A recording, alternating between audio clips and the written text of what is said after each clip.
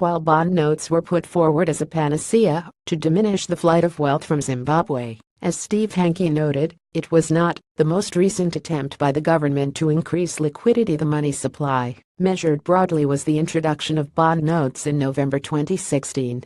Incidentally, in conversations I had with Dr. Kupikile Malambo, deputy governor of the RBZ, in May of 2016, I strongly opposed the introduction of bond notes, indicating that they were inconsistent with orthodox dollarization and would result in a complete disaster. Although bond coins existed on a small scale since December 2014, the introduction of bond notes was significant. These notes were backed by a $200 million facility from the African Import-Export Bank of Afreximbank, a bank that some allege is unusually close to the Zimbabwean government. Among other things, it has still failed to publish official documents regarding the bond note facility. The uncertainty surrounding these bond notes has resulted in a black market for dollars, where the bond notes normally trade at discounts ranging from 515%. Not surprisingly, banks have attempted to remove these notes from their books, with bank officials reportedly engaging in black market deals for large cash sums at over 20% discounts. As for what the bonds might eventually be worth, it is prudent to assume that they will be defaulted on. In that case, and taking other African sovereign defaults as a guide, one is left to conclude that the bonds in default would fetch 518 cents on the dollar. So, bond notes, which are products of Zimbabwe's monetary mischief, are in a death spiral that will witness further significant declines in value. In that event, discounts on other elements of the new Zim dollar would also realize massive discounts. The NZD would become worthless, and with that, inflation would raise its ugly head.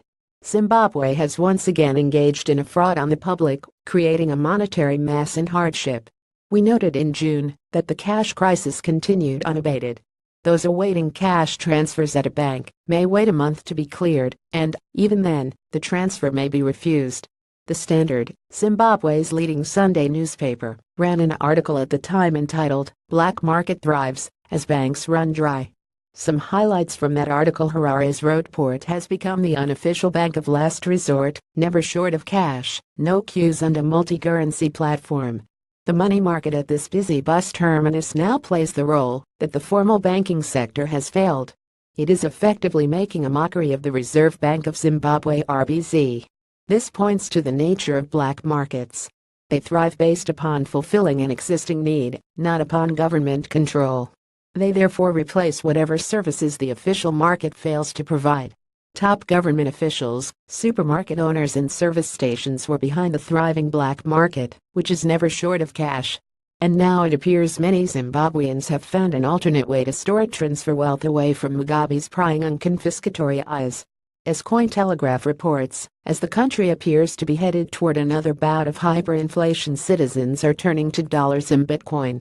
The use of Bitcoin in Zimbabwe has grown exponentially as the government has begun to stop all credit card payments and has restricted the flow of cash into and out of the country. People wishing to make payments for vehicles have been forced to use Bitcoin, and car lenders are happy to accept.